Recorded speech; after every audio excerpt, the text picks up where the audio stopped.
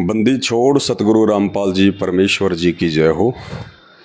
परमपिता परमात्मा सारी सृष्टि के रचनहार, कुल मालिक, असंख्य ब्रह्मांडों के स्वामी, जगत गुरु, तीनों लोकों में प्रवेश करके सबका भरण पोषण करने वाले राजाधिराज, आत्माधार, नाथों के नाथ, देवों के देव महादेव, सर्वेश्वर, महेश्वर, मृत्युंजय, अजरो अमर, आदि अनादि, सनातनी प्रभु, जगत पिता जगदीश्वर, श्री श्री 1008 की उपाधि के वास्तविक अधिकारी, अकाल मूर्त, शब्द स्वरूपी राम, वासुदेव, सर्वगतम ब्रह्म, परम पूज्य, प्रथम पूज्य, परम संत, परम पुरुष, परम धनी, परम दयालु, आदि अनादि परमेश्वर, सत्य कबीर, हक्का कबीर, अल्लाहु अकबर, जगत के तारणहार, जगत के मुक्तिदाता, जगत के जगन्नाथ, हारे का सहारा, करुणा निधि, दया के सागर,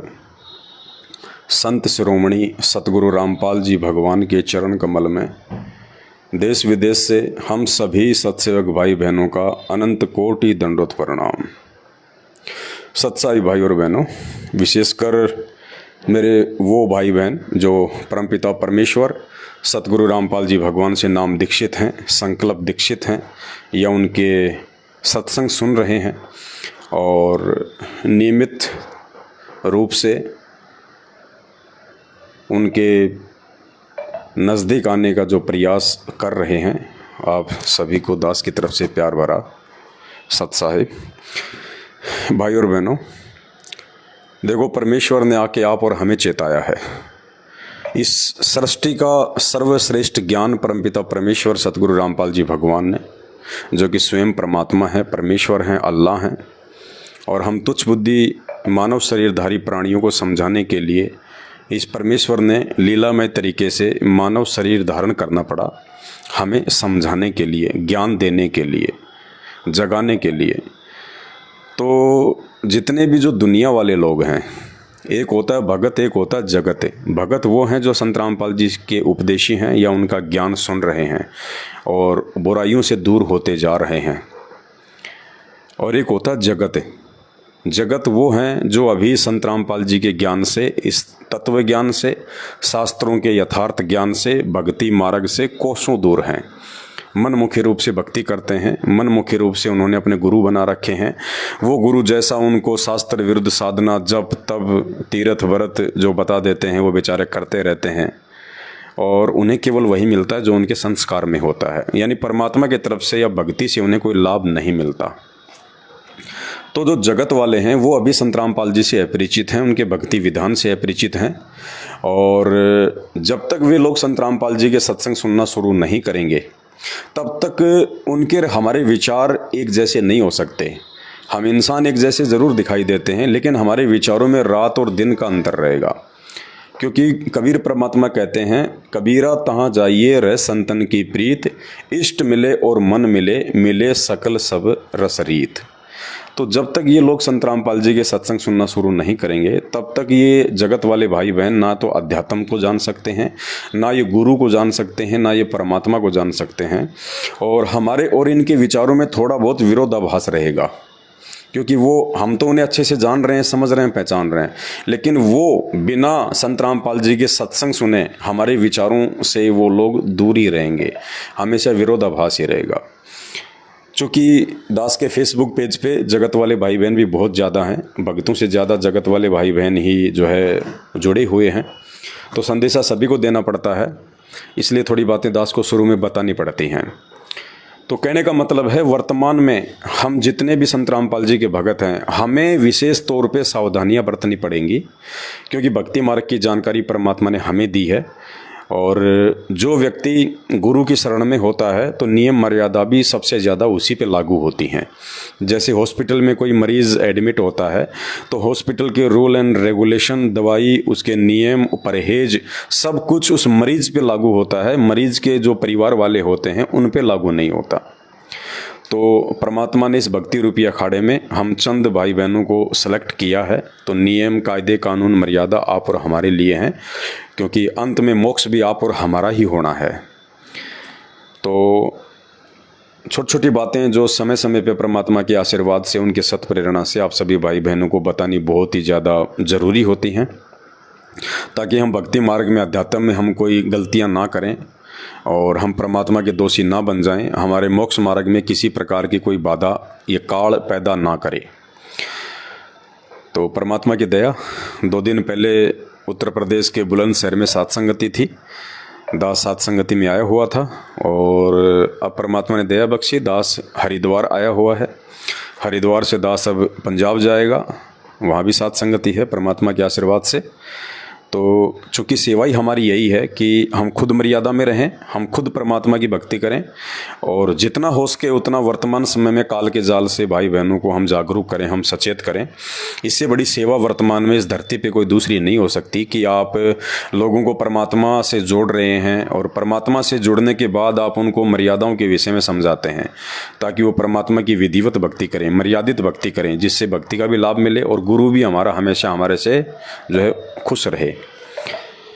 तो हरिद्वार में दास आया हुआ है एक भगत जी के यहाँ पे, और कुछ बातें हैं जो आपको बताना ज़रूरी है, क्योंकि जब हम जाएंगे तभी हमें पता चलेगा कि कौन कितना मर्यादा में है, कौन क्या कर रहा है, ताकि हमें उनसे शिक्षा मिले, हम लोग जागरूक रहें।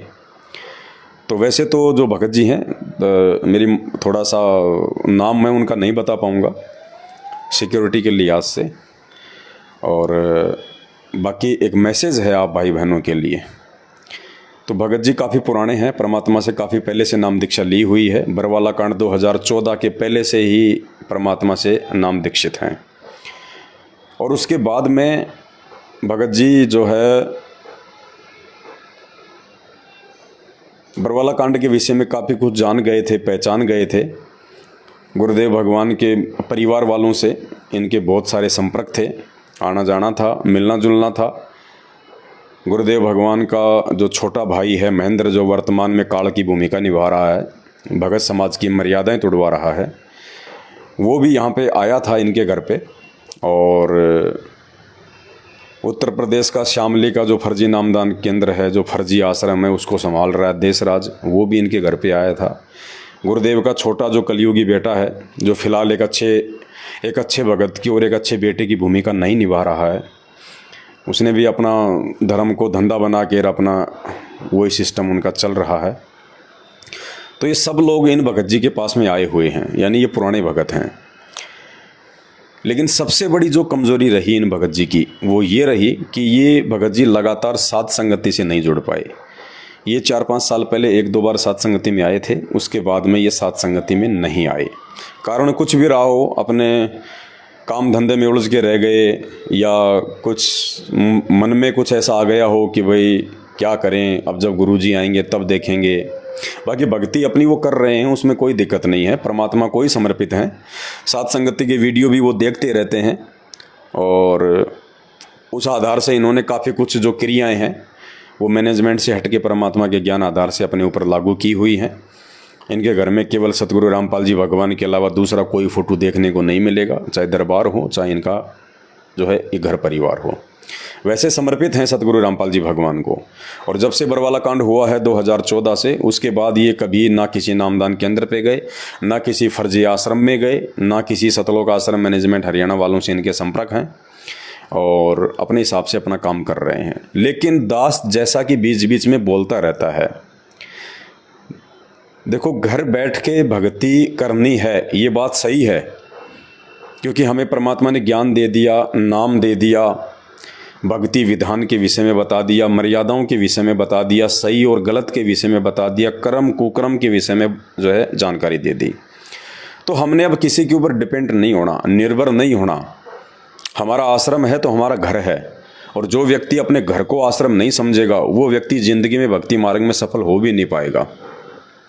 जो व्यक्ति अपने गुरुदेव भगवान को परमात्मा नहीं मानेगा, अंतर्यामी नहीं मानेगा, और शब्द रूप में सदा अपने गुरु को अपने साथ नहीं मानेगा, वो व्यक्ति भी भक्ति मार्ग पे कभी जिंदगी में सफल नहीं हो सकता।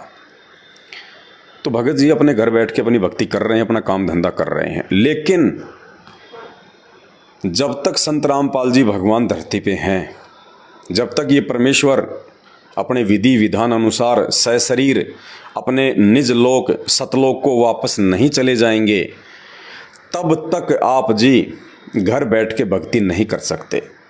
घर बैठ के भक्ति करने का समय है संत रामपाल जी के सशरीर सतलोक जाने के बाद।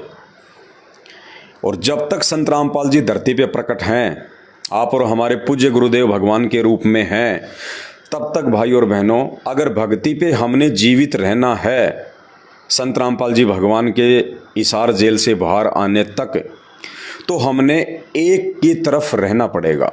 चाहे आप सतलोक आश्रम मैनेजमेंट हरियाणा की तरफ अपनी मर्यादा तोड़ के जुड़े रहें और समय आने पर उसके जो परिणाम हैं वो भी आप लगातार भोगते रहें, चाहे आप साध संगति से जुड़ें और साध संगति से जुड़ने के बाद में परमात्मा के सत्संगों के रहस्य पता होने के बाद में मर्यादाओं में रह के आप खुद भी परमात्मा के विधान अनुसार चलें, आप खुद भी परमात्मा की भक्ति से सर्व सुख प्राप्त करें और गुरु को भी आप जो है वो प्रसन्न करें। तो दो तरीके आपके पास में है वर्तमान में। जब तक संत रामपाल जी जेल में हैं, उनके भक्तों के पास में दो तरीके हैं भक्ति मार्ग पे जीवित रहने के। सबसे पहला तरीका, आपने किसी एक की तरफ जुड़ के रहना पड़ेगा। आप घर बैठ के भक्ति नहीं कर सकते। घर बैठ के आप एक सच्चे और नेक भगत, मर्यादित भगत नहीं बन सकते। आपने या तो मर्यादा तोड़ के सतलोक आश्रम मैनेजमेंट हरियाणा के साथ में जुड़ना पड़ेगा और कुकर्म करने पड़ेंगे, दान धर्म के नाम पे लुटना पड़ेगा, आपने पिटना पड़ेगा और अंत में आपको काल भगवान का शिकार भी होना पड़ेगा अगर आपको भक्ति पे टिके रहना है तो। या फिर आपने अपने आत्म कल्याण के लिए मर्यादा में रह के साध संगति से जुड़ना पड़ेगा, अपने गुरु को आपने प्रसन्न करना पड़ेगा। अगर आप दोनों में से किसी एक के साथ में नहीं जुड़े हैं और या आप ये सोच रहे हो कि सब ऐसे ही हैं, कोई लेना देना नहीं है, हम तो जब गुरु जी आएंगे तब देखेंगे, तब तक हम अपना धंधा कर रहे हैं, अपने घर बैठ के भक्ति कर रहे हैं, अच्छी बात है, अच्छी बात है, लेकिन आप लंबे समय तक नहीं चल पाओगे। आपके अंदर वो भाव, वो समर्पण, वो श्रद्धा आपके अंदर नहीं रह सकते।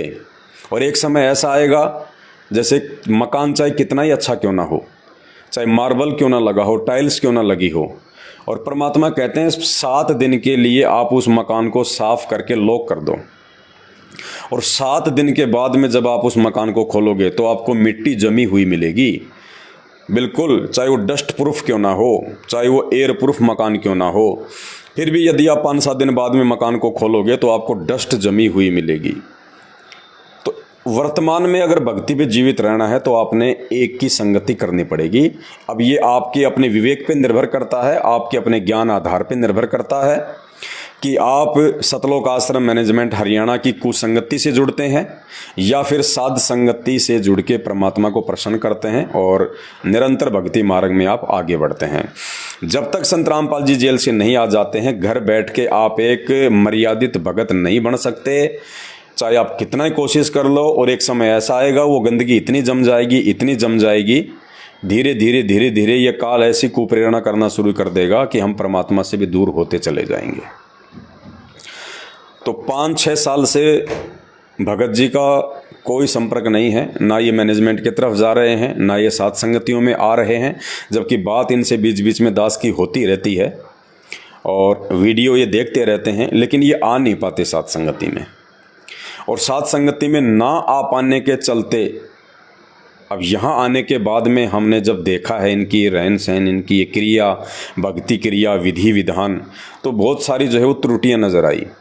हालांकि भगत जियों को तो हमने जब शाम को सहपरिवार परमात्मा की साथ संगति में हम बैठे थे भंडारा करने के बाद में, तो भगत जियों को तो हमने सब कुछ बातों के विषय में अवगत करवा दिया। उन्होंने मान भी लिया इस बात को और ये भी मान लिया कि भगत जी वास्तव में साथ संगति के अभाव में मर्यादा में पूरी तरह से भगत नहीं रह सकता, चाहे वो कुछ भी ना करे। लेकिन घर बैठ के भक्ति वर्तमान में नहीं हो पाएगी। घर बैठ के भक्ति करने का समय गुरुदेव भगवान के सतलोक जाने के बाद का है। तो कुछ एक त्रुटियां जो दास आपके सामने रखना चाहेगा ताकि हम सावधान रहें। तो सबसे पहले तो जब दास यहाँ पे आया और दास ने देखा सबसे पहले यहाँ पे कि भगत जी जो है पेशे से डॉक्टर हैं, 2 इनके बेटे हैं, अच्छी खासी फैमिली है, 20-25 लाख की गाड़ी ये मेंटेन करते हैं, यानी आर्थिक स्थिति भगत जी की ठीक है, कोई दिक्कत नहीं है, परमात्मा की रज़ा है। लेकिन भक्ति ठीक नहीं है तो फिर कुछ भी ठीक नहीं है। तो भगत जी का 2 BHK का फ्लैट है, और सबसे पहले जब दास आया घर में, हम 2-3 भगत थे, तो हमने कहा कि भगत जी, परमात्मा सतगुरु रामपाल जी भगवान का दरबार कहाँ है, दंडवत प्रणाम करना है, मालिक को नमन करना है। तो भगत जी ने कहा कि भगत जी रसोई में है, यानी जहाँ पे खाना बनाते हैं रसोई है, वहाँ पे एक कोने में उन्होंने परमात्मा का फ़ोटो लगा रखा और वहीं पे वो दीपक जलाते हैं। अब रसोई में कैसे तो दंडवत करें, ना इतनी जगह हो पाती है, ना कुछ और हो पाता है। तो दास ने उनको समझाया, भाई जिस परमात्मा ने हमारे को ये कार दी हैं, कोठियाँ दी हैं, जिस परमेश्वर ने हमें ये शरीर दिया है भक्ति के लिए, पिंड प्राण जिन देने दाना और गरीब दास जाकूं कुर्बाना, जिस परमात्मा को आधार मान के हम भक्ति मार्ग पे जो है वो चल रहे हैं, हम जी रहे हैं कि ये श्वासें, ये प्राण, ये शरीर, ये पिंड, ये पैसा, ये धन, ये संपदा, ये दौलत, ये मान सम्मान, सब कुछ हमें हमारे गुरुदेव भगवान सतगुरु रामपाल जी भगवान के आशीर्वाद से प्राप्त हुआ है। और उस परमेश्वर को हम रसोई में एक कोने में हम उनको जगह दे रहे हैं। तो ये बात कुछ अच्छी नहीं लगी, मन को अखरा। आध्यात्मिक दृष्टि से, ज्ञान की दृष्टि से, भक्ति की दृष्टि से उचित नहीं है कि जब आपके पास में जगह है, सब कुछ है, जब आप अच्छी तरीके से रह रहे हो, खा रहे हो, पी रहे हो, तो अपने भगवान को तो हमने अपने शीश पे रखना है। गुरु को राखिए शीश पर, यानी हमने गुरुदेव भगवान को सबसे ऊपर स्थान देना है, सर्वप्रथम, सर्वोच्च। और कहते हैं गुरु को राखिए शीश पर और चलिए आज्ञा माही, कहे कबीर उस भगत को 3 लोक भय नाही। यानी उस भगत का जो अपने गुरु को आगे रखता है, अपने गुरु को सर्वप्रथम रखता है, अपने गुरु से बढ़ के किसी को नहीं मानता है, अपने दिल में, अपने घर में, अपने घट में अपने गुरु को बसा के रखता है, कहते हैं वो भगत 3 लोकों में निष्फिक्र होके घूमो, कोई उसका बाड़ बाका नहीं कर सकता, बाड़ बाका। क्योंकि सतगुरु का पंजा हमेशा उसके शीश पे रहेगा, गुरु का आशीर्वाद हमेशा उसके साथ में रहेगा। तो ऐसे गुरु को हम घर में जगह होने के बावजूद यदि हम रसोई में जगह दे रहे हैं, एक कोने में जहाँ पे बर्तन भांडे रखे जाते हैं, जहाँ पे मसाले रखे जाते हैं, जहाँ पे जो है जूठे बर्तन रखे जाते हों, जहाँ पे साफ़ सफाई की जाती हो, उस जगह पे हम अपने गुरुदेव भगवान को रखें, तो ये आध्यात्मिक दृष्टि से उचित नहीं है। अब ये कमी क्यों रही? उनके भाव हैं, श्रद्धा है, सब कुछ है। संत रामपाल जी को ही भगवान मानते हैं। दाढ़ी मूंछ वाली कबीर जी की काल्पनिक फ़ोटो को साथ संगति की वीडियो देख के हटा दिया। मैंने 20 दिन में जब भी समय मिलता है गुरु जी को भोग भी लगाते हैं हलवे राम का। ठीक है, सारे के सारे उपदेशी हैं, 2 बेटे हैं, मियाँ बीवी है, उपदेशी हैं। लेकिन कमी क्या रही? अंदर वो भाव उत्पन्न क्यों नहीं हुए? वो इतना विचार, इतना चिंतन मनन, वो इतना वो मंथन कि हम तो एक कमरे में एसी लगा के सो रहे हैं और हमारे गुरुदेव भगवान रसोई के कोने में बैठे हुए हैं। वो विचार क्यों नहीं उत्पन्न हो पाए? मन में वो पीड़ा क्यों नहीं हो पाई? कैसे हिम्मत पड़ गई कि आप अपने गुरु जी को जगह होने के बावजूद, देखो जगह नहीं है, मजबूरी है, तब तो कोई दिक्कत नहीं, चाहे आप फोटो भी ना लगाओ परमात्मा की, क्योंकि परमात्मा हमारे हृदय में है। वो तो एक मजबूरी की बात है। आप उपदेशी हैं परिवार में, बाकी लोग अनुपदेशी हैं, आपके ऊपर दबाव है, आपके ऊपर कोई प्रेशर है, आप अपने गुरुदेव का दरबार नहीं लगा सकते, तो चाहे फोटो भी ना लगाओ आप अपने घर में, वो एक बात अलग है। वो परमात्मा फिर जानता है सारी बातें। लेकिन सब कुछ स्थिति सही है, आपके ऊपर किसी का प्रेशर नहीं है, पूरा परिवार उपदेशी है, परिवार में खूब जगह है, आर्थिक दृष्टि से परमात्मा ने आपको हर प्रकार से संपन्न कर रखा है। उसके बावजूद भी आप जिस रसोई में परमात्मा को स्थान दे रहे हो, जिस रसोई में हम लोग सामान रखते हैं, तो ये कहीं ना कहीं साध संगति का भाव है। ये कमजोरी सिर्फ इसी बात की है कि आप साध संगति अटेंड नहीं कर रहे। क्योंकि जो बातें भक्ति मार्ग के विषय में, अध्यात्म के विषय में आपको साध संगति में बैठ के सुनने को मिलेंगी, वो बातें आप अपने आपस में बैठ के भी नहीं कर सकते, घर पे बैठ के भी नहीं कर सकते। ये दास वैसे यदि पर्सनली आपसे मिलने आ गया, और वहाँ भी हम तो मालिक की चर्चा करेंगे, तो वहाँ भी वो बातें, वो रहस्य, वो भाव नहीं बन पाएंगे जो भाव परमात्मा साध संगति के बीच में बैठा के भगत भाई बहनों के बीच में जो है वो पैदा करते हैं। जो परमात्मा सद्बुद्धि देते हैं, जो ज्ञानियों खोलते हैं, जो रहस्य निकल के आते हैं, वो केवल साध संगति में ही संभव है। क्योंकि साध संगति में इतने भगत भाई बहन होते हैं, सब मिलके परमात्मा को भोग लगाते हैं। गुरुदेव भोग प्रसाद लेने के लिए स्वयं आते हैं, अपनी रसना से उसको पवित्र करने के लिए। और जब तक वो साध संगति चलती है, जब तक वहाँ पे साधु संत होते हैं, भगत होते हैं, तब तक भगवान किसी न किसी रूप में साध संगति में विराजमान होता है। तो परमात्मा का आशीर्वाद होता है, सबके एक जैसे विचार होते हैं, सबके एक जैसे भाव होते हैं। तो साध संगति में जो बातें भक्ति मार्ग की निकल के आएंगी, वो बातें वैसे नहीं आ सकती निकल के। तो ये कमजोरी रही कि सब कुछ ठीक होने के बावजूद भी हमारी वो भाव, वो समर्पण, क्योंकि धीरे धीरे धूल जमना शुरू हो जाती है जब आप साध संगति में नहीं आते हैं, जब आप सुसंगति में नहीं आते हैं, जब आप भाई बहनों के साथ में बैठ के परमात्मा की चर्चा नहीं करते हैं। क्योंकि परमात्मा कहते हैं, सत्संग में बूटे साधु और एक से एक अगाधु, नर उनकी शरणा लाग जिनकी झुकी तड़े न डाली। साध संगति का महत्व इसीलिए परमात्मा ने बताया कि जब आप आपस में मिलोगे, बैठोगे, तो अध्यात्म के विषय में नई नई जानकारियां निकल के आएंगी। आपका विश्वास अपने गुरुदेव भगवान में, भक्ति में जो है वो दृढ़ होगा। आपको कोई तोड़ नहीं सकता, कोई स्वयं वो काल महाकाल भी आ जाए तो भी आपको भक्ति मार्ग से डगमग नहीं कर सकता। भक्ति मार्ग में, अध्यात्म में उस काल को भी मुंह की खा के जानी पड़ेगी आप लोगों के सामने। और जब तक हमारे अंदर इतनी दृढ़ता, इतना विश्वास पैदा नहीं होगा, तो हम भक्ति मार्ग पे आगे हम लोग नहीं बढ़ पाएंगे। और मर्यादाओं का सारा खेल है, सावधानी हटी दुर्घटना घटी।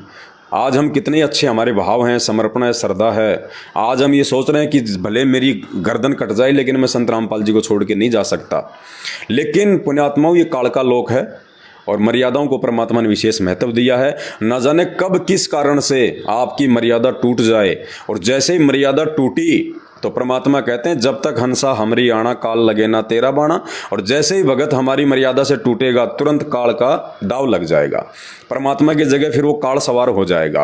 और वही भगत है जिसके पहले विचार इतने भयंकर थे कि मेरा शीश कट जाए लेकिन मैं संत रामपाल जी को छोड़ के नहीं जा सकता इस जन्म में। और वही भगत फिर उनकी बुराइयां भी करने लग जाता है, उनसे हट भी जाता है, दूसरे पंथों में भी वो चला जाता है, वो भक्ति भी छोड़ देता है। क्योंकि फिर हम जीव हैं, हम इंसान हैं, मानवधारी प्राणी हैं, हमारी कोई औकात नहीं है। हम लोग जो है शतरंज की गोटियां हैं, हम लोग मोहरे हैं। यहाँ दो ही खिलाड़ी हैं, केवल वो परमात्मा, कौन? सतगुरु रामपाल जी भगवान, और दूसरा 21 ब्रह्मांड का स्वामी, ब्रह्मा विष्णु महेश का पिता, वो काल। ये केवल दो ही शक्तियां हैं इस ब्रह्मांड में, बाकी सब गोटियां हैं, जीव हैं, इनकी कोई औकात नहीं है। तो ये जो 21 ब्रह्मांड जो है, ये एक शतरंज का गेम है। जैसे शतरंज का आता है ना वो चौकोर सा, तो ये जो 21 ब्रह्मांड है, और विशेषकर जो ये पृथ्वी लोक है, ये वो शतरंज का जो है वो बोर्ड है। और दो खिलाड़ी बैठे हैं, एक काल और एक दयाल। दयाल सतगुरु रामपाल जी भगवान, और काल ब्रह्मा विष्णु महेश का पिता। ये दो खिलाड़ी हैं जो आमने सामने हैं, हार और जीत के लिए हैं। वो चाहेगा मैं जीतूं, दूसरा चाहेगा मैं जीतूं, हारना कोई नहीं चाहेगा। ये पृथ्वी एक शतरंज का मैदान है, और हार जीत का फैसला जो होता है वो होता है मोहरे से, गोटियां। तो जितने भी किस ब्रह्मांड में जो प्राणी हैं मानव शरीरधारी, वो गोटियां हैं। तो भाई ये गोटी यानी ये इंसान यदि उस काल के हाथ में आ गया तो काल अपने हिसाब से नचाएगा। और यदि ये गोटियां, ये प्राणी यदि अपने गुरुदेव भगवान की मर्यादा में रहेंगी, अपने गुरुदेव की आज्ञा में रहेंगी, मर्यादा में रहेंगी, अपने गुरुदेव के हाथ में रहेंगी, तो फिर ये परमात्मा इस प्राणी को चलाएगा, ये परमात्मा ही गोटियां फेंकेगा। यानी गोटियों की कोई औकात नहीं है कि वो 12 आ जाएं, 16 आ जाएं, वो किसी को जिता दें या हरा दें, नहीं। वो गोटियां फेंकने वाले के ऊपर है। तो हम जीवों की कोई औकात नहीं है। तो भाई और बहनों, बिना मर्यादा के हम भक्ति मार्ग में टिक नहीं पाएंगे, और धीरे धीरे काल हमें अपनी तरफ खींच लेगा। इसलिए जब तक संत रामपाल जी भगवान हिसार जेल से बाहर नहीं आ जाते हैं, अगर भक्ति मार्ग पे मर्यादा में रह के अगर जीवित रहना है, और यदि शरीर छोड़ने के बाद सतलोक जाना है, तो भाई आपको साध संगति, आपको सुसंगति में आना पड़ेगा। और यदि आपको मर्यादा तोड़ के अकाल मौत मरना है, काल के मुंह में जाना है, अपना सर्वनाश करवाना है, और संत रामपाल जी के आने तक आपको भक्ति मार्ग पे भी रहना है, तो फिर आपने सतलोक आश्रम मैनेजमेंट हरियाणा की कुसंगति में जाना ही पड़ेगा। यदि आप नहीं जाओगे तो धीरे धीरे भक्ति मार्ग से दूर हो जाओगे। तो साध संगति नितांत आवश्यक है। आपने एक की संगति करनी पड़ेगी। अब ये आपके अपने विवेक पे है, क्योंकि परमात्मा ने हमारे को बुद्धि दी है, आध्यात्मिक ज्ञान दे दिया, दुनिया का सर्वश्रेष्ठ ज्ञान दे दिया। एक को आपने चुनना पड़ेगा कि मुझे किसकी तरफ रहना है, वरना आप गुरुदेव के बाहर आने तक भक्ति मार्ग पे जिंदा नहीं रह पाओगे। क्योंकि आने वाला जो समय है 2 से 3 या 4 वर्षों का, वो भयंकर समय होगा। वो मर्यादा तोड़ने का समय होगा, विश्वास को डगमग करने का समय होगा। क्योंकि परिस्थितियां इस कदर बिगड़ेंगी। भविष्यवाणी, भविष्यवक्ता क्या बोलते हैं हमें कोई मतलब नहीं है। हमारे गुरुदेव भगवान जो सबसे बड़े भविष्यवक्ता हैं, उनसे बड़ा कोई अंतर्यामी नहीं, कोई भविष्यवक्ता नहीं। गुरुदेव भगवान ने जो भविष्यवाणी अपनी पुस्तकों में अपने हाथ से लिख दी, वो होना है। और गुरुदेव भगवान ने भोगेगा अपना कियारे, एक पुस्तक है उनकी, भोगेगा अपना कियारे, जो उन्होंने सतलोक आश्रम बरवाड़ा में 2014 जेल में जाने से पहले लिख दी थी। और उस पुस्तक में गुरुदेव भगवान ने बहुत सारे भविष्यवक्ताओं का जिक्र कर रखा है। और उस पुस्तक में ये लिखा हुआ है वर्तमान समय के लिए, यानी 2028 से पहले पहले, कि भारत देश के 16 से अधिक राज्यों में राष्ट्रपति शासन लागू हो जाएगा, आर्मी शासन लागू हो जाएगा। हमारे देश में इतनी भयंकर परिस्थितियां बिगड़ेंगी। मणिपुर में आप देख रहे हो क्या हो रहा है। 2024 का चुनाव आने वाला है, क्या होगा। कोई नहीं चाहेगा हम हारें, और जीतने के लिए राजनीति कहाँ तक नीचे जो है वो गिर सकती है, आप और हमको इसका आइडिया भी नहीं है। और ऊपर से परमात्मा ने आके अपने मुख कमल से बोल दिया, लिख दिया पुस्तक में, कि भारत देश के 16 से अधिक राज्यों में राष्ट्रपति शासन लागू होगा आने वाले दिनों में। मणिपुर में क्या हो रहा है आप देख सकते हो, फ्रांस में क्या हो रहा है देख सकते हो, रूस और यूक्रेन में क्या हो रहा है आप देख सकते हो। विश्व युद्ध की पूरी तैयारी हो चुकी है, मुस्लिम देश आपस में मिलके एक होते जा रहे हैं। कितनी भयंकर परिस्थितियां बिगड़ेंगी, गृह युद्ध जैसी परिस्थितियां बनेंगी। और फिर प्राकृतिक आपदाएं, अगर एक बांध टूट गया, संकेत कर रखा है परमात्मा ने, अगर एक बांध भी टूट गया ना, जल प्रलय आ जाएगी हिंदुस्तान में, सारी फसल बर्बाद, सारे काम धंधे बर्बाद। और आजकल कौन है गाँव को छोड़ के शहरों में जितने भी आदमी रहते हैं, कि हर आदमी के पास में आपको ज़्यादा से ज़्यादा 10 या 15 किलो आटा मिलेगा। शहरों में, फ्लैटों में जो भी रहता है, आपको पता कि वो फसल तो है नहीं उनके पास में, और इतनी जगह होती नहीं है। क्या करते हैं, पैकिंग आटा लेके आते हैं 5 किलो का या 10 किलो का, इससे ज़्यादा नहीं मिलेगा आपको। और 5 किलो 10 किलो 5 मेंबर के परिवार में कितने दिन चलता है, मुश्किल से 5 दिन। तो भाई साहब, जब ये प्राकृतिक आपदाएं आएंगी, भयंकर बारिश होगी, अतिवृष्टि होगी, फसलें बर्बाद होंगी, ये अकाल पड़ेगा, भूखमरी आएगी, भविष्यवाणी हो चुकी है। और ये बहुत जल्दी देखने को मिलेगा आपको। उस समय क्या होगा, उस समय हमारा विश्वास तोड़ने का काम किया जाएगा शैतान के द्वारा, काल के द्वारा, कि ये भक्ति मार्ग से हटें, इनका विश्वास अपने गुरुजी से हट जाए। देखो, जगत तो सब उसके मुंह में है। ये जो जगत है ना, जो संत रामपाल जी की भक्ति से परिचित हैं, जितने भी लोग हैं, चाहे वो 8.5 अरब हों चाहे 9 अरब हों, यानी संत रामपाल जी के 30-40 लाख भक्तों को छोड़ के, और 30-40 लाख संगत में से भी मर्यादा में कितने हैं, वो केवल 7 संगत में, बाकी मर्यादा नहीं है। मैनेजमेंट के साथ में लाखों लोग जुड़े, लेकिन मर्यादा नहीं है। वो संत रामपाल जी की भगत नहीं है, डॉक्यूमेंट्री भगत हैं। बस नाम लिया था उस समय, उन्होंने जो लिखा पढ़ी की थी, अपना नाम गाँव पता लिखवाया था, बस वो फॉर्मेलिटी के भगत हैं, डॉक्यूमेंट्री भगत हैं, फोरम में भगत हैं, मर्यादा में भगत नहीं है। मर्यादा में केवल वही भगत हैं जो साध संगति में है। तो आने वाली जो भयंकर परिस्थितियां बिगड़ेंगी देश विदेश की, ये विश्वास तोड़ने वाली परिस्थितियां होंगी, मर्यादा तोड़ने वाली परिस्थितियां होंगी। और उस समय हमारी मर्यादा ना टूटे, हमारा विश्वास डगमग ना हो, चाहे काल स्वयं धरती पे क्यों ना आ जाए उतर के, और आमने सामने क्यों ना आ जाए, तो भी हमारा विश्वास ना टूटे, हम डगमग ना हो, हमारे अंदर भय पैदा ना हो, हम अपने गुरुदेव भगवान की छत्र छाया से एक रति भर भी दूर ना हो, उसके लिए पुण्यात्माओं परमात्मा ने सात संगतियां शुरू करवाई हैं। और जब ये परिस्थितियां बिगड़ेंगी, आप देख लेना, सतलोक आश्रम मैनेजमेंट हरियाणा और उनके साथ में जुड़ी हुई संगत का आपको एक बच्चा भी नजर नहीं आएगा, बच्चा भी। ये लोग ऐसे जाएंगे जैसे गधे के सिर से सींग जाते हैं, क्योंकि उनको विश्वास नहीं है, उनको मर्यादा नहीं है, कोई नियम नहीं है उनके, वो केवल देखा देखी में जुड़ रहे हैं। परमात्मा कहते हैं ज्ञान बिना हिम्मत पैदा नहीं हो सकती। ज्ञान बिना हिम्मत पैदा नहीं हो सकती, और हिम्मत बिना विश्वास पैदा नहीं हो सकता, और विश्वास बिना ये परमात्मा नहीं मिल सकता।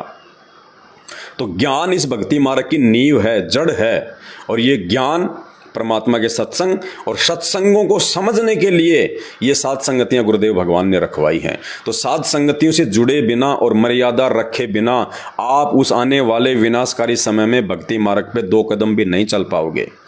थोड़ी सी समस्या आते ही कहाँ गुरुजी कहाँ आप, पता भी नहीं चलेगा।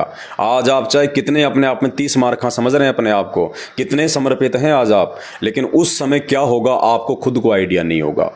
उस समय ये दृढ़ता, ये विश्वास, ये हिम्मत उसी में रहेगी जो आज सतगुरु रामपाल जी भगवान को भगवान मान के उनकी प्रत्येक मर्यादा में रह के जो साध संगति में जुड़ रहा है, और जैसे ही उसको मौका लगता है महीने 2 महीने में एक साध संगति तो अटेंड वो करता ही करता है, क्योंकि ये विश्वास, ये हिम्मत साध संगतियों से पैदा होगी, हरि चर्चा से पैदा होगी। तो ये साध संगति में ना आने का नतीजा कि हम एसी लगा के रह रहे हैं और भगवान हमारे रसोई में बैठे हैं। तो आप में से भी यदि कोई भाई बहन इस प्रकार की गलतियां कर रहा है, भले मकान छोटा आपके पास में, अरे हम ये शरीर के कपड़े हैं, ये मैले हो जाते हैं, हम इनको साफ़ करते हैं, इनकी कीमत क्या है? ये 150 रुपये की टी शर्ट, 200 रुपये का लोवर, इनको भी हम अलमारी में रखते हैं कि ये मैले ना हो जाएं, ये गंदे ना हो जाएं, क्योंकि मुझे दोबारा पहनने हैं, क्योंकि ये कपड़े मेरी जो है वो इज्जत बढ़ाएंगे। यदि हम कपड़ों को साफ़ सुथरा रखेंगे, आयरन करके रखेंगे, और जब हम उनको मार्केट में पहन के जाएंगे तो लोग हमारे को क्या कहेंगे? अच्छा आदमी है, ठीक आदमी, सभ्य आदमी है। और एक ऐसे मैले कुचेले कपड़े पहन लें तो लोग कहेंगे बस ऐसा ही है, नॉर्मल आदमी है। तो ये कपड़े भी हमारी जो है वो इज्जत बढ़ाते हैं। इसलिए इन कपड़ों को भी, जिनकी कीमत क्या है 400-500, लास्ट 1000 रुपये का जोड़ा होगा, उसको भी हम अलमारी में रखते हैं सेफ जगह पे कि ये गंदे ना हो जाएं, रिंकल ना पड़ जाएं।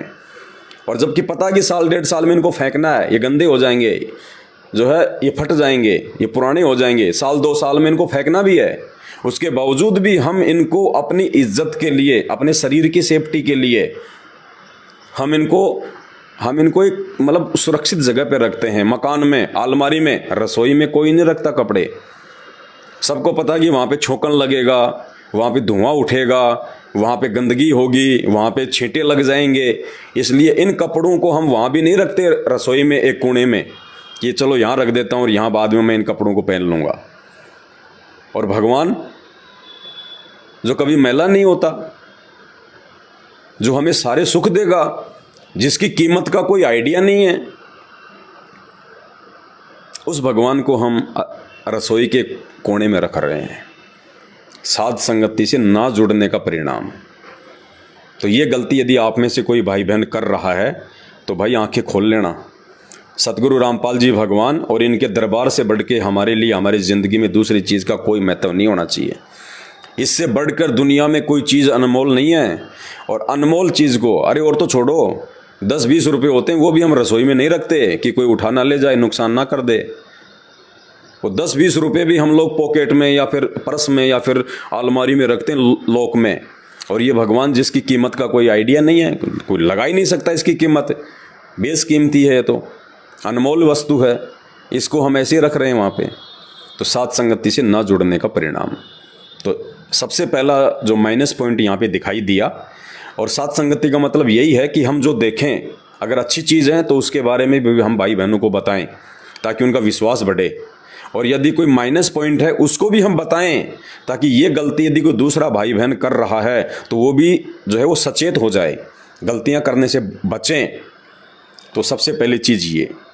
दूसरी चीज़, जैसे हम लोग सुबह उठे, रात को साध संगति हुई, रात को सो गए, सुबह फिर जब उठे, फ्रेश व्रेश हुए, नित्यनेम करने के लिए तैयार हुए, उससे पहले बहन एक कटोरी में बाहर से ये फूल तोड़ के लाई। अब मुझे नहीं पता ये किस चीज़ के हैं, ये फूल बाहर से फूल तोड़ के लाई और परमात्मा के जो है वो दरबार में रख दिया। क्योंकि रात को फिर हमने एक फ़ोटो गुरु जी की, जिस कमरे में हम सो रहे थे वहाँ पे हमने एक टेबल पे रखवा दिया कि बहन यहाँ रखो। क्योंकि हमने सतगुरुदेव भगवान को भोग लगाया, हलवे राम का, खीर राम बनाई, भंडारा बनाया, तो परमात्मा को भोग लगाना था। तो फिर हमने एक कमरे में टेबल पे, जो आप देख रहे हैं आप पीछे परमात्मा का, छवि। यहाँ पे हमने जो है दीपक जलवा दिया था, आप देख रहे हैं, और यहाँ हमने परमात्मा का जो है दरबार लगवा दिया। तो सुबह उठते ही बहन बाहर गई थी दूध वगैरह लाने के लिए, तो उधर से ये फूल भी तोड़ के ले आई। अब मुझे नहीं पता कि ये रोज़ तोड़ के लाती हैं या आज ही लाई हैं तोड़ के, मैंने नहीं पूछा। तो मैंने बहन को कहा कि बहन ये हमारे मार्ग में नहीं है, ये परमात्मा है, ये पूर्ण परमेश्वर है, ये फूलों से प्रसन्न नहीं होता, ये लड्डू से प्रसन्न नहीं होता, ये जलेबी से प्रसन्न नहीं होता। इस परमात्मा को यदि प्रसन्न करना है तो सबसे बड़ा फूल है मर्यादा। इस परमात्मा को यदि हमने खुश करना है तो मर्यादा से बढ़कर अर्पित कुछ नहीं कर सकते। ये परमात्मा भाव का भूखा, ये फूलों का भूखा नहीं है। साधु भूखा भाव का, धन का भूखा नहीं। जो कोई धन का भूखा वो साधु भी नहीं। परमात्मा इन फूलों से प्रसन्न नहीं होगा। और फूल इस भक्ति मार्ग में यथार्थ सत्य कबीर पंथ में पूजा में फूल यूज नहीं होते, ना ही नकली और ना ही असली। जब ये असली फूल ही पूजा में प्रयोग नहीं होते हैं इस मार्ग में, संत रामपाल जी भगवान के मार्ग में, तो नकली फूलों की तो कोई जगह है ही नहीं इस मार्ग में। नकली और आडंबर का तो काम ही नहीं है। ये फूल हमने नहीं तोड़ने हैं, क्योंकि ये भी परमात्मा की आत्माएं हैं। ये जड़ योनि है, एक होती है चेतन और एक होता जड़। हम इंसान हैं, जितने भी ये पशु पक्षी हैं, ये सब जो है वो चेतन योनि में आते हैं, जो चलते हैं फिरते हैं, आभास करते हैं, सारा चीज़ है। और ये जो पेड़ पौधे हैं ये जड़ योनि हैं, यानी इनको सब कुछ आभास होता है। जब पेड़ को हम लोग जब काटते हैं तो उसको भी महसूस होता है, क्योंकि पेड़ जो है वो बढ़ रहा है, पेड़ हमारे को जो है वो फल दे रहा है, पेड़ हमारे को ऑक्सीजन दे रहा है। वो भी एक योनि है। जो व्यक्ति मानव शरीर में भक्ति नहीं करते उनको फिर वो योनियाँ प्राप्त होती हैं, कष्ट भोगते हैं फिर वो। तो ये पेड़ जो हैं, पौधे जो हैं, ये योनि हैं। हमने बेवजह इनको नहीं तोड़ना, नहीं काटना। हमें परमात्मा ने जिन जिन पेड़ पौधों को, जिन जिन साग सब्जियों को, जिन जिन फल फ्रूट को जब परमेश्वर ने सृष्टि रची थी, और परमात्मा ने जिन जिन पेड़ पौधों का यूज करने के लिए हमें आदेश दिया हुआ है, भाई सब्जी के तौर पे या फल फ्रूट के तौर पे या गेहूं, जौ, जवार, मक्का, बाजरा, हमने बस केवल उन्हीं का यूज करना है। बाकी हमने राह चालते हुए हमने किसी पेड़ का कोई जो है वो पत्ता भी नहीं तोड़ना, हमने बेवजह कोई फूल भी नहीं तोड़ना, बेवजह हमने कोई डाली भी नहीं तोड़नी है। ये परमात्मा के विधान के विपरीत है। अब ये फूल तोड़ के लाई बहन, अब ये फूल है, पता नहीं इस फूल पे कितने सूक्ष्म जीव बैठे थे। देखो हर किसी का अपना जो है वो परिवार है, फैमिली है। क्या पता ये फूल हैं, बहुत छोटे छोटे जानवर आते हैं, सूक्ष्म जानवर आते हैं, और ये तो विशेषकर सावन का महीना चल रहा है। क्या पता किसी मच्छर ने, किसी मक्खी ने अपने अंडे पैदा करके या अपने बच्चे पैदा करके उनके लिए वो भोजन लाने गई हो, वो कोई खाना लाने गई हो, खुद का पेट भरने गई हो, और जब वापस आई हो तो उसको अपने बच्चे नहीं मिले, उसको अंडे नहीं दिखाई दिए वहाँ पे। वो कितनी रोएगी, कितनी दुखी होगी, और वो दुर्शीष देगी। क्योंकि आत्मा जब रोती है ना, तो वो ये नहीं है कि वो मुंह से बोलेगी तो ही मिलेगी। आत्मा परमात्मा का अंश है, और जितनी मोह ममता आप और हमारी अपने बेटा बेटी में है, वैसे ही एक मच्छर की भी अपने बेटा बेटी में है, एक मक्खी की भी, एक चींटी की भी अपने बेटा बेटी में उतनी ममता है, बल्कि इंसानों से ज़्यादा मोह ममता जानवरों में है। तो क्या पता कितने हजारों लाखों की संख्या में जो है वो सूक्ष्म जीव इन पत्तों पे, इन पेड़ों पे रहते हैं। और वो बेचारे पता नहीं कहाँ जा रहे थे, वापस आएंगे, खुद खाना खाएंगे, फिर अपने बच्चों के लिए लेके आएंगे, और वापस आए तो ना उनको बच्चे मिले, ना उनको वो फूल मिला। तो वो आत्मा रोएगी, वो मुंह से श्राप नहीं देगी, उसको नहीं पता कि वो कौन तोड़ ले गया, वो अंतर्यामी नहीं है, लेकिन आत्मा तो रोएगी, आत्मा जो है वो चिल्लाएगी। और आत्मा परमात्मा का अंश है, और आत्मा जब दुखी होती है तो परमात्मा दुखी होता है। क्योंकि भगवान आत्मा देखता है, भगवान ये शरीर नहीं देखता कि हाथी का शरीर है, इंसान का शरीर है, ये मच्छर का शरीर है। तो हमने बेवजह ये नहीं करना। ये फूलों से परमात्मा प्रसन्न नहीं होता, ये जड़ योनि है। हमने बेवजह पेड़ का एक जो है वो पत्ता भी नहीं तोड़ना है। ये बहुत सावधानी रखनी है हमने। परमात्मा इनसे प्रसन्न नहीं होता, हम मर्यादा में है नहीं। और पेड़ और ये फूल तोड़ तोड़ के परमात्मा को सोचें कि परमात्मा प्रसन्न होंगे, तो भाई वो नकली भगवान तो प्रसन्न हो सकते हैं, वो डमी गॉड तो प्रसन्न हो सकते हैं, लेकिन ये असली परमात्मा, ये रियल गॉड, ये केवल भक्तों की मर्यादा और भाव से प्रसन्न होता है। ये ना तो ये पैसों से प्रसन्न होता है, ना ये फूलों से प्रसन्न होता है। तो इस बात का हमने विशेष ध्यान रखना है। गुरुदेव भगवान सतगुरु रामपाल जी भगवान की पूजा करते समय, उनकी आरती करते समय और भोग लगाते समय हमने किसी भी प्रकार का ये आडंबर ये नहीं करना है। हमने बेवजह पेड़ पौधे वगैरह फूल पत्ते नहीं काटने हैं, ध्यान रखना। अगर आप मकान बना रहे हैं, आपके खेत में कोई ऐसी जगह है जहाँ पे कोई पेड़ पौधा जो है मतलब दिक्कत कर रहा है, बेवजह तो नहीं काटना बिल्कुल भी। यदि आप मकान बना रहे हो और आप वहाँ पे यदि ऐसा कोई पेड़ पौधा है जिसको काटना बहुत ही ज़रूरी है, तो ऐसी स्थिति में सबसे पहले गुरुदेव भगवान को दंडवत प्रणाम करें, उस कर्म के लिए परमात्मा से माफ़ी मांगें, उसके बाद आप उस पेड़ को जो है आप वो काट सकते हैं, लेकिन बेवजह नहीं, बिल्कुल नहीं।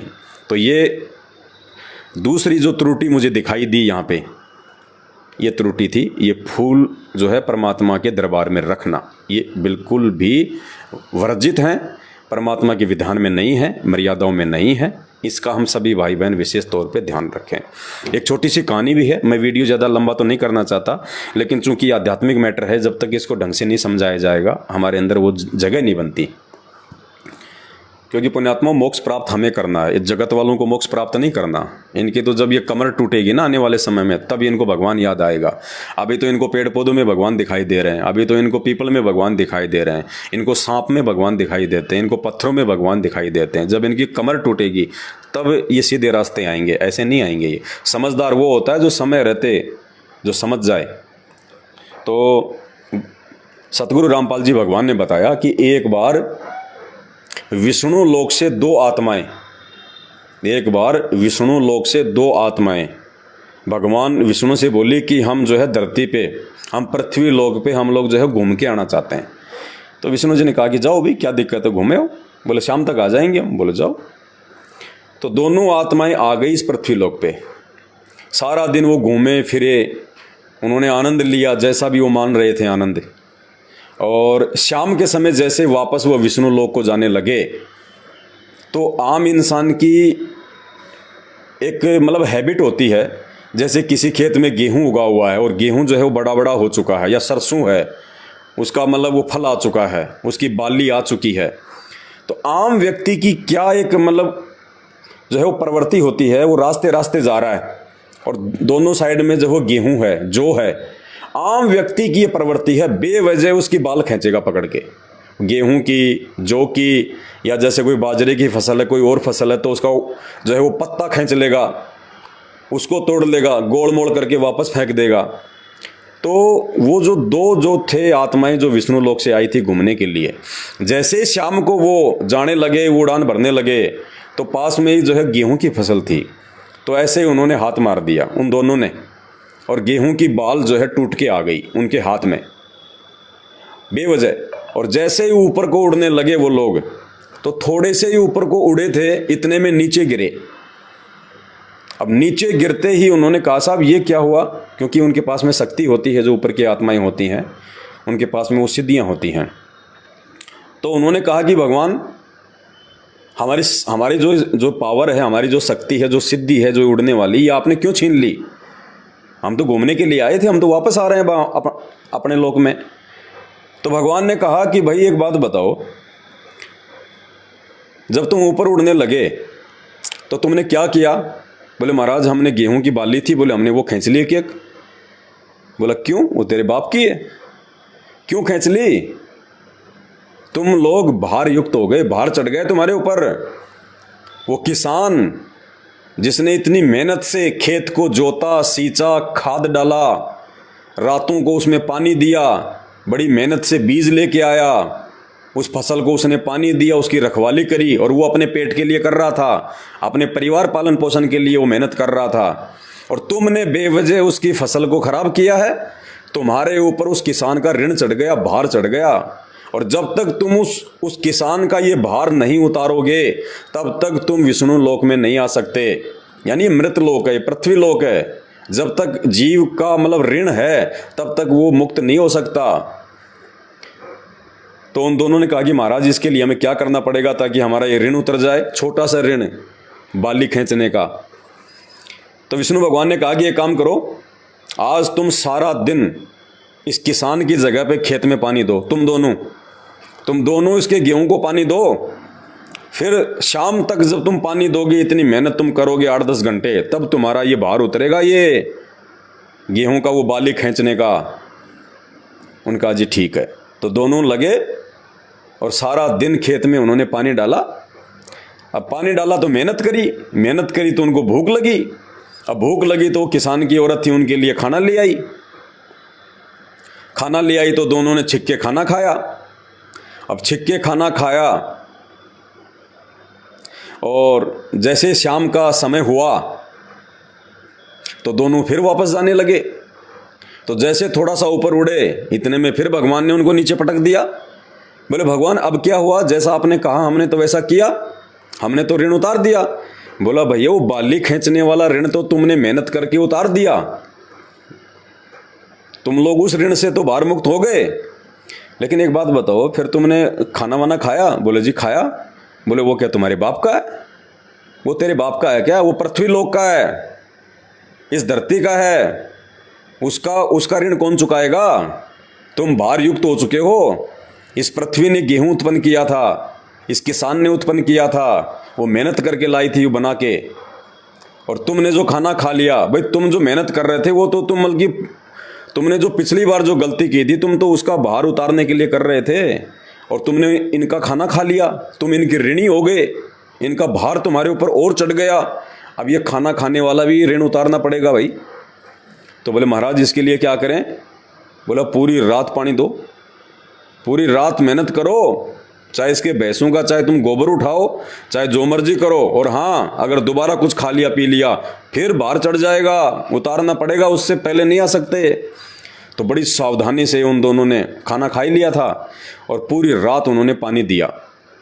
अब खाना खा लिया, शरीर में जाएगा तो भाई साहब वो तो फ्रेश होने के लिए भी फिर, क्योंकि तो बॉडी ऐसी है, तो सुबह दोनों को लैट्रिन लगी, तो दोनों ने खेत में साइड में जाके लैट्रिन किया और फिर शाम को वापस जाने लगे, पानी भी नहीं पिया, भयभीत थे। फिर जैसे शाम को उड़ने लगे, भगवान ने फिर नीचे कर दिया। बोले भगवान अब क्या हुआ? बोले हुआ क्या नहीं, सब कुछ हो गया। बोले क्या महाराज? बोले हम तो कुछ खाया नहीं, कुछ पिया नहीं अब उसके बाद। बोले खाया नहीं पिया नहीं, लेकिन तुमने लैट्रिन किया? बोले महाराज किया। तो बोले वो धरती तुम्हारे बाप की है जो तुमने वजन डाल दिया, तुमने धरती को गंदा कर दिया, तुम्हारे बाप की है क्या? धरती का ऋण चढ़ गया। तो फिर परमात्मा ने बताया कि वो दो पारखद पता नहीं कितने युग बीत गए, वो आज तक इसी धरती पे फंसे पड़े हैं, ये काल छोड़ता नहीं है। तो भाई और बहनों, बेवजह भक्ति मार्ग में आने के बाद, संत रामपाल जी भगवान के भगत बनने के बाद में हम लोगों ने यदि कहीं पे कोई पानी भी पीना है किसी का, तो कितना सोच समझ के पीना है। इसीलिए परमात्मा ने हमारे को ये अन्नदेव की आरती दी है। कहीं भी खाना खाने से पहले, पानी पीने से पहले और खाना खाने के बाद, पानी पीने के बाद अन्नदेव की आरती इसलिए ज़रूरी है कि हमारे ऊपर इस गंदे लोक का किसी का ऋण ना चढ़े, किसी का भार ना चढ़े। हम कहीं रिश्तेदारी में चले जाते हैं, खाना खाते हैं, वो भार हमारे ऊपर ना चढ़े। इसके लिए सतगुरु रामपाल जी भगवान की भक्ति से सर्वोत्तम भक्ति इस दुनिया में नहीं है, जिन्होंने हर प्रकार से ऋण मुक्त करने के लिए हमारे को पूरा कोर्स दिया है, पूरा कंप्लीट कोर्स।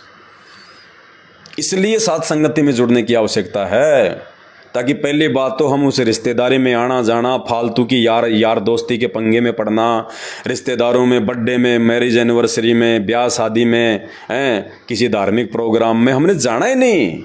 अरे मुक्त होना है यहाँ से। अब की बार अपने गुरुदेव भगवान को देख के चलना पड़ेगा कि जब से हम संत रामपाल जी भगवान को जानते हैं, तब से संत रामपाल जी भगवान कब रिश्तेदारी में गए, कब उन्होंने भात भरा, कब उन्होंने छूछक भरा, कब उन्होंने यार दोस्त बनाए, कब अपने यार दोस्तों के साथ पार्टी में गए, पिकनिक पे गए, घूमने के लिए गए, कब उन्होंने जगत का खाया। हमने गुरु को देख के भक्ति मार्ग पे चलना पड़ेगा, नहीं तो भार मुक्त नहीं हो सकते। तो भाई और बहनों, साथ संगति में जुड़ना इसलिए नितांत आवश्यक है, वरना ये काल हमें भार मुक्त नहीं होने देगा। अब वो जो भी था इस पे जो जीव बैठे हुए थे, अब वो मर गए बेचारे। कोई बच्चे थे, उनके माँ बाप बाहर गए थे, वापस आए, उनको बच्चे मिले नहीं, उनकी आत्मा रोएगी। आत्मा रोएगी तो भाई धर्मराज तो फिर सत का राज धर्मराय कर ही अपना किया सब दंड भर ही। तो धर्मराज कह देगा कि भैया तूने क्यों किया ये पाप है, तेरे गुरुजी ने तो तेरे को कभी कहा नहीं कि तुम मेरे लिए तुम फूल लेके आओ, मेरी पूजा करो। ये ढोंग और आडंबर तो इस काल की भक्ति में है, सतगुरु की भक्ति में थोड़ी है। तो ये हमने आडंबर करने से बचना है भाई और बहनों, ध्यान रखना। दो चीज़ हो गई। तीसरी चीज़ जो मैंने नोट की,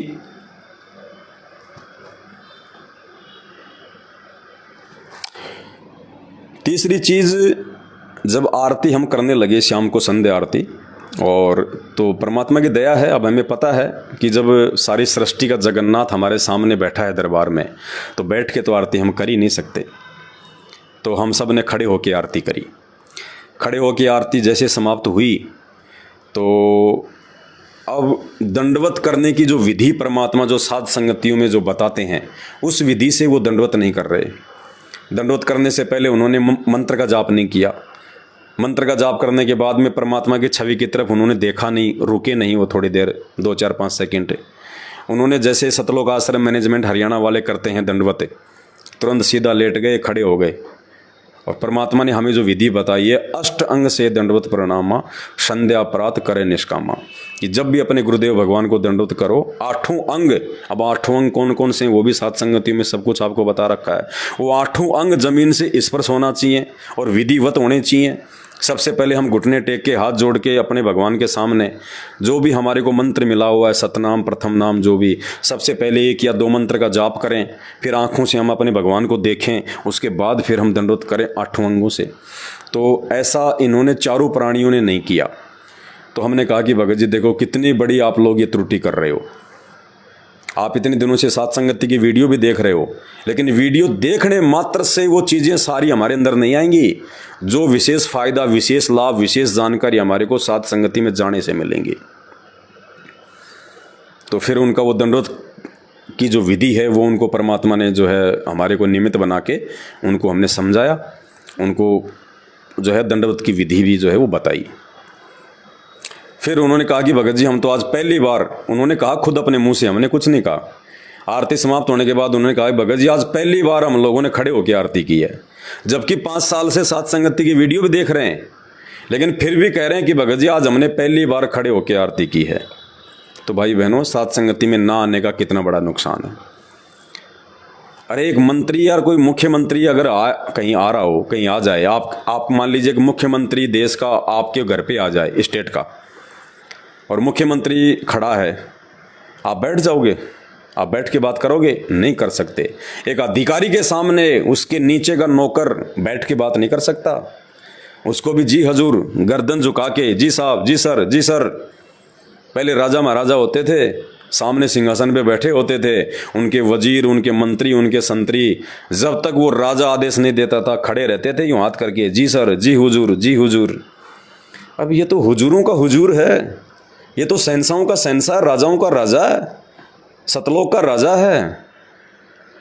अरे 2 घंटे हमारे को अगर बस में जगह ना मिले, हम खड़े होके और ऊपर हाथ करके, वो डंडा पकड़ के, ऊपर हाथ करके वो डंडा पकड़ के खड़े रहते हैं, कभी एक पैर इधर, कभी एक पैर इधर। और ये आरती, पूर्ण परमेश्वर की स्तुति, पूर्ण परमात्मा की वंदना। अरे 5 घंटे भी अगर खड़ा रहना पड़ जाए तो भी ये सोचो कि परमात्मा कुछ नहीं, और बैठ के आरती कर रहे हैं। ये भी सात संगति में ना आने की त्रुटि, जबकि वीडियो भी देख रहे हैं फिर भी त्रुटि। 4 चीज। पहले हम इन पत्थरों के आगे आरती करते थे, ओम जय जगदीश हरे, ओम जय जगदीश हरे, आधा घंटे खड़े रहते थे। आज भी देख लो, जितने भी आन उपासना के जो केंद्र हैं, ये मंदिर हैं, आप इन देख लो, सभी मंदिरों में खड़े होकर आरतियाँ होती हैं, क्योंकि भगवान का विधान है। परमात्मा के आगे भगत ने खड़े होकर ही आरती करनी पड़ती है। वो आरती चाहे 2 घंटे की हो, चाहे 1 घंटे की हो, चाहे वो 20 मिनट की हो, ये विधान है। हर चीज़ अगर संत रामपाल जी भगवान शुरू में अपने भक्तों को अगर बता दें तो कोई भक्ति ना करता। ये क्योंकि इतने कायदे कानून हैं पूर्ण मोक्ष प्राप्ति के लिए, हर जीव फॉलो नहीं कर सकता। तो शुरू में तो भक्ति का शुरुआती समय था, परमात्मा ने तो एक बार जोड़ना था कि किसी प्रकार से एक बार ये जुड़े तो सही, फिर धीरे धीरे ज्ञान समझेंगे, भगत भाई बहनों के संपर्क में आएंगे, साथ संगति से जुड़ेंगे तो जानकारी होगी, विश्वास होगा, भक्ति करेंगे, उससे इनके अंदर हिम्मत आएगी, दृढ़ता आएगी, तो धीरे धीरे फिर ये सारी मर्यादाओं में आ जाएंगे, ये अपने गुरुदेव भगवान को पहचान लेंगे। लेकिन 28 साल बाद भी हम वहीं की वहीं खड़े, फिर क्या फ़ायदा भाई। तो भाई और बहनों, बहुत सावधानी रखने की ज़रूरत है। और जब हमारा ध्यान आरती में होगा ना, मालिक के शब्दों में होगा, उन वाणियों में होगा, आप 2 घंटे क्यों ना खड़े रहो, आपके पैरों की तरफ आपका ध्यान ही नहीं जाएगा, आपको पता ही नहीं चलेगा कि जो है वो कब आरती हो गई।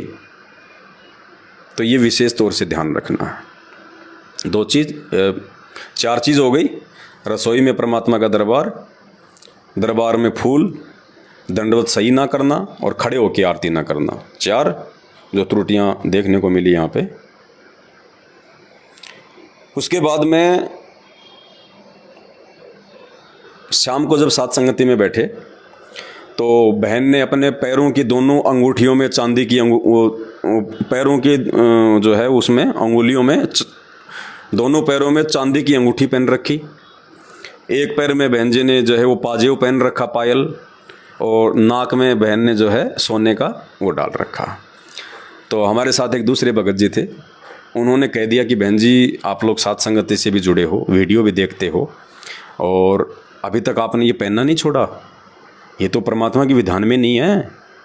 मालिक ने तो इतना सब कुछ बोल रखा है सोने के विषय में, तो कि सोने में तो काल का प्रवेश है। जब द्वापर युग में जब काल आया इस पृथ्वी पे, इस कलयुग में, तो राजा जो है परीक्षित से उनका आमना सामना हुआ था। तो राजा परीक्षित से उसने वरदान मांग रखा है 3-4 चीज़ों में निवास करने का। कहाँ पे? जहाँ पे मांस मदिरा का यूज़ होता है, जहाँ पे शराब का यूज़ होता है, जहाँ पे वेश्यावृत्ति होती है, जहाँ पे जुआ खेला जाता है, और जहाँ पे सोना होता है। और इसीलिए परमात्मा ने एक वाणी भी बना रखी है कि मांस बखे और मद पीवे और धन वैश्या से खाए, जुआ खेले चोरी करे वो अंत समूड़ा जाए। तो इन स्थानों पे काल का निवास है।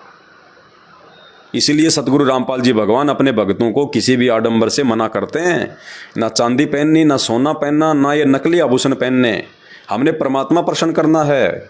जो रियल आभूषण है एक भगत के लिए, जिससे उसकी सुंदरता बढ़ेगी, परमात्मा उसको जो है वो प्रसन्न करेगा। कौन से आभूषण? शील, संतोष, विवेक, दया, अक्षमा, ये 5 आभूषण हैं जो परमात्मा ने हमें दिए हैं धारण करने के लिए। और जब तक हम ये नकली आभूषण पहनना नहीं छोड़ेंगे सोने चांदी के, तो परमात्मा वाले तो कहाँ पहनेंगे। पहले तो ये हमारे को उतारने पड़ेंगे ज्ञान से, फिर परमात्मा वाले आभूषण धारण करने पड़ेंगे। अरे मेमोरी कार्ड आपके पास 5 GB का है, और 5 GB के मेमोरी कार्ड में रागनी भरी हैं, फिल्मी गाने भरे हैं, तो जब तक उनको डिलीट नहीं करोगे तो सत्संग कहाँ से आएंगे।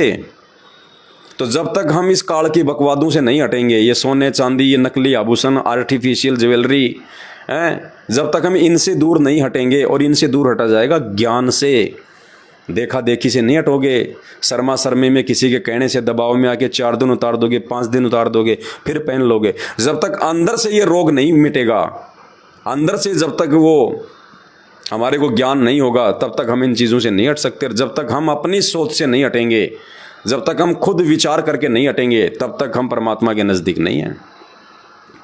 तो बोला बहन जी पहले तो आप ये उतारो, अगर वास्तव में इस परमात्मा को पाना चाहती हो तो। बाकी तो दुनिया भक्ति कर रही है, आडंबर करके तो दुनिया भक्ति कर रही है बहन जी। कबीर पंथ में लाखों करोड़ों लोग जुड़े हुए हैं, वो भी तो कबीर जी को भगवान मानते हैं, वो भी तो ये ज्ञान है, सब कुछ यही है। ऐसे मोक्ष नहीं होगा, परमात्मा के प्रत्येक विधि विधान में चलना पड़ेगा। अगर ये सोना चांदी पहनने से अगर हमारी सुंदरता बढ़ती है, तो परमात्मा ने जब हमारे को मानव जन्म दिया, हमारे शरीर में 9 छेद दिए परमात्मा ने, 9 छिद्र। तो परमात्मा क्या इतना बावड़ा था क्या? जिस परमात्मा ने 9 छेद हमारे शरीर में वो करके भेजे हैं, वो परमात्मा 2 छेद दोनों कान में और 1 छेद नाक में भी डाल देता। क्या दिक्कत आ रही थी उसको कि बाहर जाके मेरा बेटा चांदी पहनेगा, सोना पहनेगा, सुंदर लगेगा? लेकिन नहीं, ये इंसान के लिए नहीं है। ये काल हमारे से बकवाद करता है, क्योंकि जो सोने चांदी की जो खान जो हैं, ये सोना चांदी जो इस धरती में जो पैदा हुआ है, ये शंकर भगवान के वीर्य से पैदा हुआ है। जब शंकर भगवान ने काम वासना में आके जब मोहिनी के जब उसको पीछे से उसको पकड़ लिया, उसको बांध भर ली, और जब शंकर भगवान का काम वासना से वशीभूत हो गए, जब उनका वीर्य संकलित हो गया, उस समय जहाँ जहाँ उनका वीर्य गिरा इस पृथ्वी पे, वहाँ वहाँ सोने चांदी की ये खान बन गई। तो ये सोना तो काल के पुत्र का है, तो सतगुरु का भगत तो धारण भी नहीं कर सकता इसको।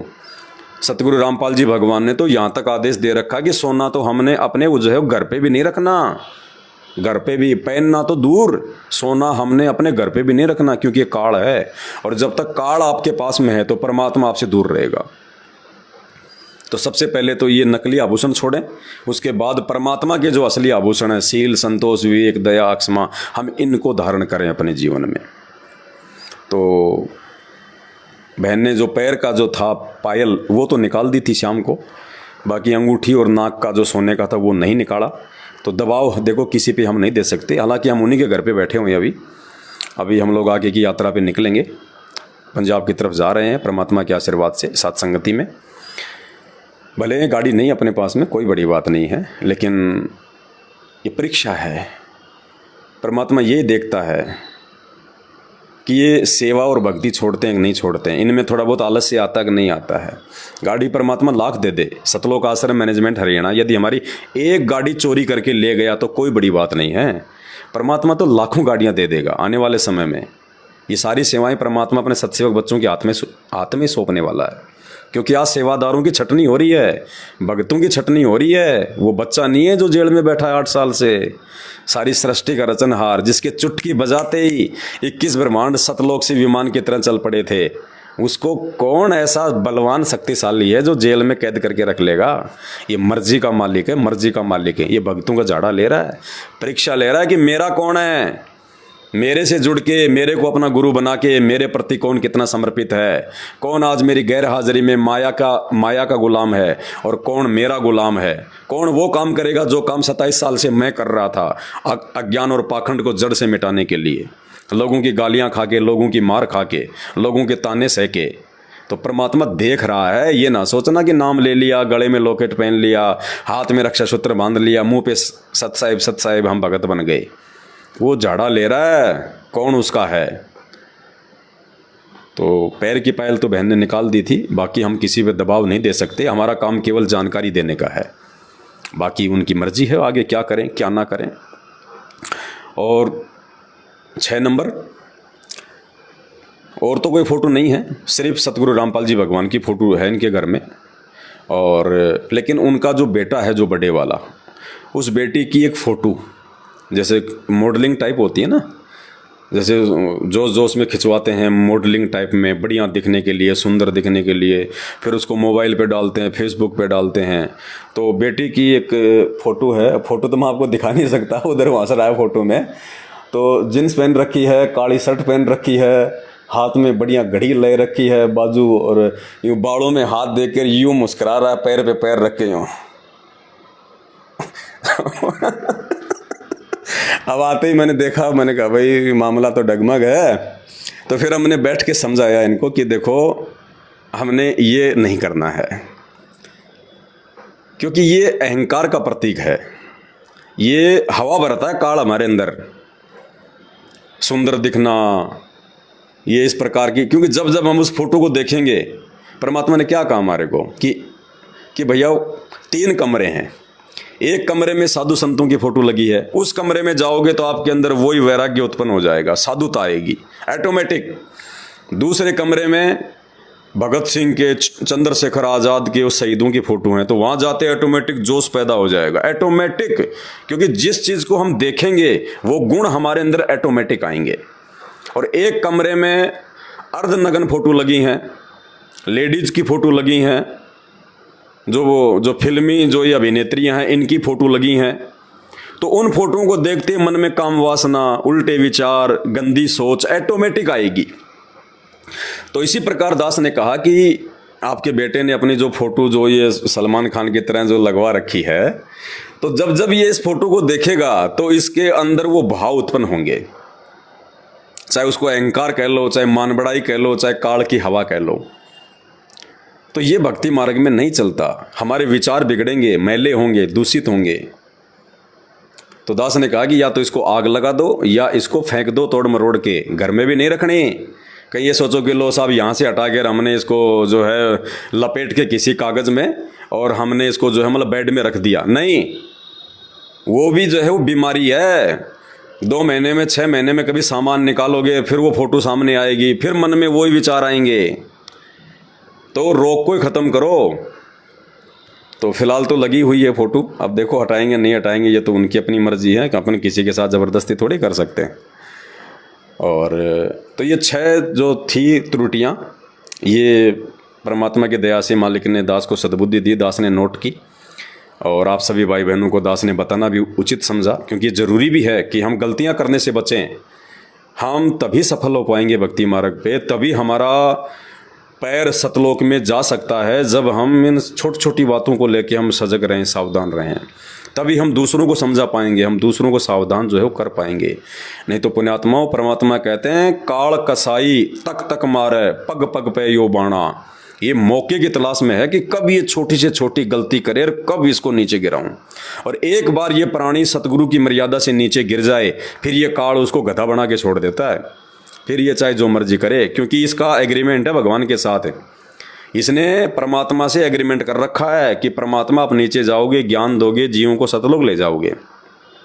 ये मालिक एक दया करना, क्या भाई परमात्मा आप अपना ज्ञान देना, आप अपनी जानकारी देना, आप भक्ति का विधान बताना, आप उनको कर्म और कुकर्मों की जानकारी देना, सही और गलत की जानकारी देना।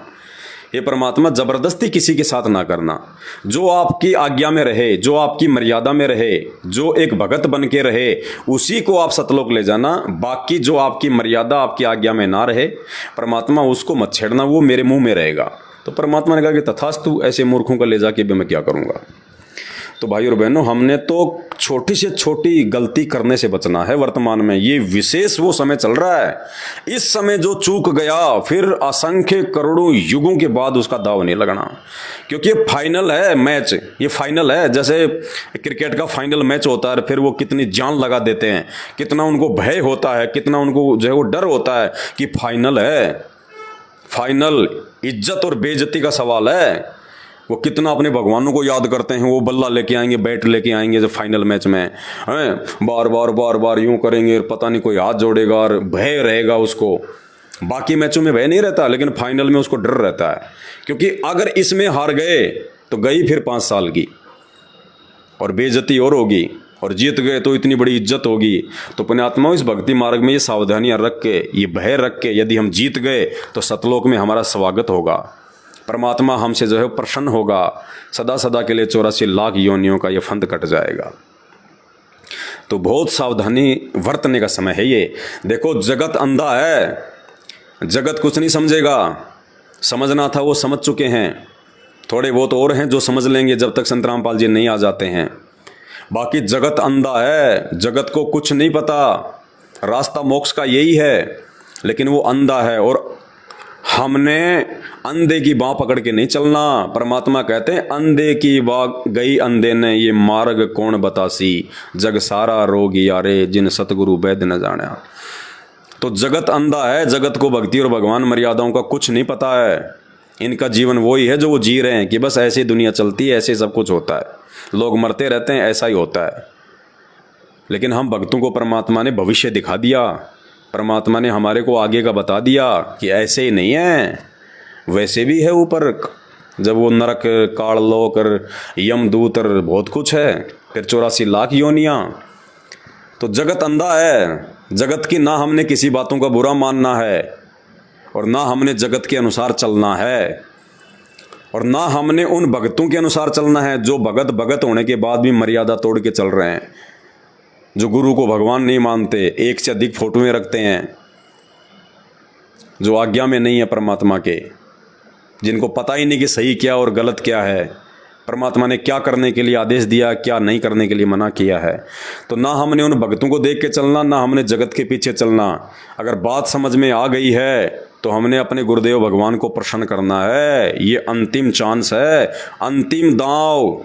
और परमेश्वर कहते हैं इब के दाव मत चूक मेरी प्यारी, कि हे आत्मा अब की बार ये दाव मत चूक जाना। ये दाव तो असंख्य युगों के बाद लगता है कि किसी बिरले को नसीब होता है। गुरुपद सेवा बिरला कोई, जहाँ पे कृपा साहिब की होई। तो जगत का कुछ नहीं है, जगत को तो गधा बनना है, बैल बनना है, कल को गाड़ियाँ खींचनी है। लेकिन हमें तो परमात्मा ने रास्ता दिखा दिया।